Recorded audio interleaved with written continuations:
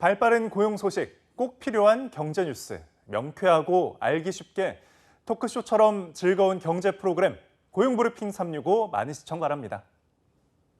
뉴스 속 경제 이슈는 더 쉽고 깊게, 최신 고용 동향은 더 빠르게 전해드리는 고용브리핑 365 시간입니다. 신세롬 기자와 함께하겠습니다. 어서 오세요. 오늘은 어떤 이슈 준비하셨나요? 오늘은 비정규직 이야기를 해보려고 합니다. 이번 정부에서 비정규직을 줄이기 위해서 많은 노력들을 해왔지 않습니까? 하지만 코로나19가 장기화하면서 올해 비정규직 근로자는 역대 최대치를 기록했습니다. 정규직 근로자와 비정규직 근로자의 임금 격차도 통계를 작성한 이후 가장 크게 벌어졌는데요. 이슈픽에서 짚어보겠습니다. 네, 그럼 비정규직의 일자리가 얼마나 늘어난 건가요? 네, 통계청에서 발표한 자료를 살펴보니까요. 대학을 졸업한 뒤에 비정규직으로 일하는 근로자가 280만 명을 넘어섰습니다. 지난해와 비교하면 10% 이상 늘어난 규모입니다. 전체 비정규직 근로자 10명 중에 4명이 대학을 졸업한 사람인 겁니다.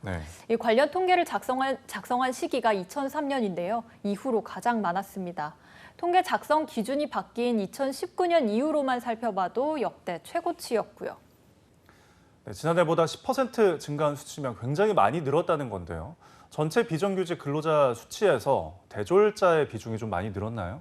맞습니다. 35%를 넘어섰는데요. 전체 비정규직 근로자 806만 6천 명 가운데 대졸 이상 비정규직이 차지하는 비중이 35.2%로 지난해 같은 달보다 상승했습니다. 이 역시 통계를 작성한 이래 최고치입니다. 다만 통계청은 2019년부터 기존에 포착되지 않던 기간제 근로자가 추가로 반영됐기 때문에 2018년 이전과 2019년 이후의 통계를 단순히 비교하는 건 적절하지 않다는 입장입니다. 그런데도요, 이 중에서 유독 비정규직 근로자 비중이 높은 세대가 있습니다. 바로 60세 이상 노년층입니다. 27만 명이 늘어서 가장 많이 늘어났습니다. 네, 그럼 이 수치는 퇴직한 뒤에 일자리 구하는 노년층이 늘어나면서 반영된 건가요? 네, 정부가 보고 있는 원인은 고령화입니다. 즉, 고령화되면서 이 비중이 늘어났다고 보고 있는 건데요. 정규직이던 50대가 퇴직한 뒤에 단기 일자리를 구하는 사례가 늘고 있다는 겁니다. 여기에 그동안의 정부의 정책도 영향을 준 것으로 보입니다. 정부가 지난 몇 년 동안 취업률을 끌어올리기 위해서 공공일자리 사업을 많이 만들었지 않습니까? 그런데 여기에 고령층이 대거 채용됐던 겁니다. 이 올해 증가한 비정규직 64만 명 가운데 22만 8천 명이 정부의 노인 일자리 사업에 영향을 크게 받는 보건, 그리고 또 사회복지 서비스업 종사자였습니다. 네. 자, 민간 분야의 고용률보다는 정부가 들린 공공부문 비정규 일자리가 많이 늘었다는 건데, 자, 그러면 20대 상황은 어떻습니까? 20대 상황도 마찬가지입니다. 상황이 좋지 않은데요. 이 20대 고용자들의 40%가 비정규직입니다. 10명 중에 4명이 비정규직인 겁니다. 다른 세대와 비교해봐도 30대, 40대, 50대가 1에서 2%포인트 늘어날 동안 20대는 7.8%포인트나 급증했습니다. 이렇게 20대의 비정규직이 급증하고 있는 건 기업의 고용 여력이 나빠진 게 가장 큰 이유로 보입니다.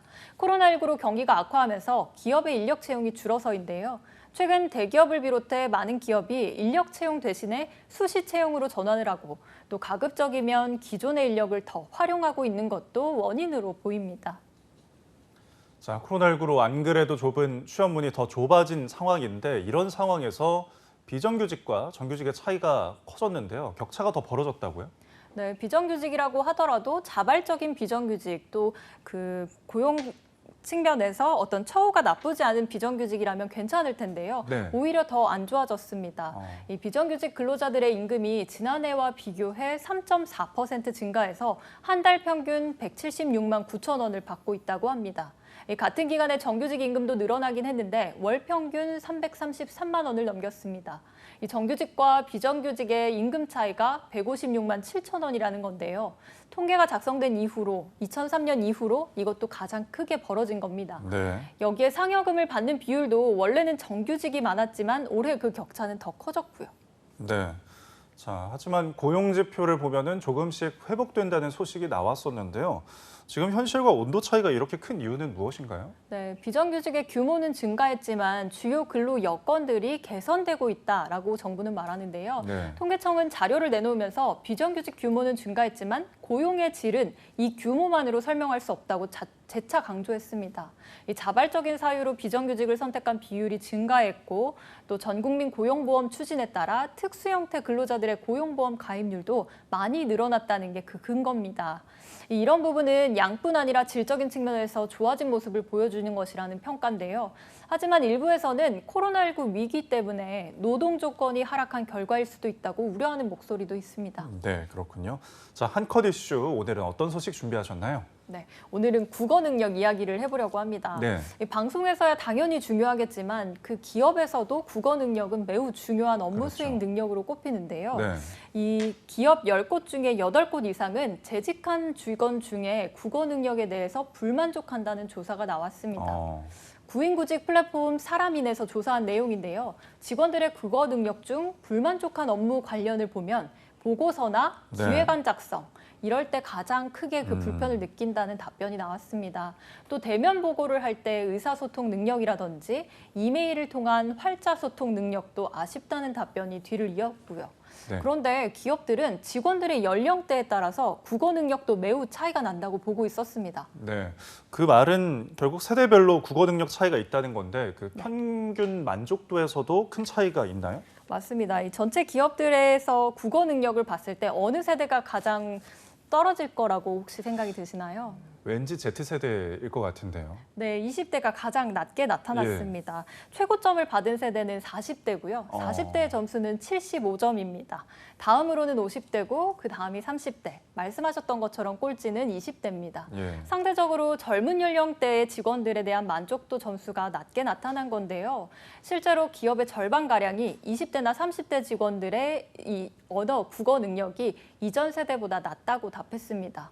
48.5%, 즉 절반 정도가 비슷하다고 답했고 오히려 높다는 응답, 6.2%에 그쳤습니다. 네. 그러면 왜 20, 30대 직원들이 이전 세대보다 국어 능력이 낮은 걸까요? 네, 기업에서 보고 있는 원인은 문자 메시지, 카카오톡, 단문 위주의 소통 때문이라고 보고 있습니다. 예. 이걸 이유로 꼽은 것이 68% 정도 되는데요. 또 활자보다는 유튜브나 영상 위주로 콘텐츠를 소비하는 게 익숙한 세대라는 점도 이유로 지적됐습니다. 이 밖에 독서 부족이나 장문 경험 부족도 이유로 꼽힙니다. 네. 상대적으로 안정성이 낮은 비정규직 근로자 등이 점점 더 늘고 있습니다. 코로나19 고용 시장에 훈풍이 불고 있다고는 하지만 일자리의 질은 오히려 떨어지고 있는데요. 정부의 정교한 대책 마련이 시급해 보입니다. 오늘도 신세롬 기자와 함께했습니다. 고맙습니다.